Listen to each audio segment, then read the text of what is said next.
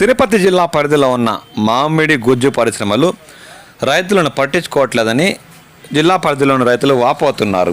మామిడికాయల మండీలతో గుజ్జు పరిశ్రమలు కుమ్ముక్కైనట్లు రైతులు ఆరోపిస్తున్నారు. రైతులు నేరుగా ట్రాక్టర్లతో మామిడికాయలను కంపెనీకి తీసుకెళ్తే 3 రోజులైనా పట్టించుకోవడం లేదని వారు ఆందోళన చెందుతున్నారు. మండీల ద్వారా వచ్చిన లారీలను మాత్రం లోపలికి అనుమతిస్తున్నారని చెబుతున్నారు. ప్రభుత్వం అందించే సబ్సిడీని గుజ్జు పరిశ్రమలు మండీలు పంచుకునేందుకే తమ ట్రాక్టర్లోని మామిడిని అన్లోడ్ చేయడం లేదని వారు ఆరోపిస్తున్నారు. దీనిపై సంబంధిత శాఖ అధికారులు స్పందించి తగు చర్యలు చేపట్టి మామిడికాయలను అన్లోడింగ్ చేసే విధంగా చూడాలని వారు కోరుతున్నారు.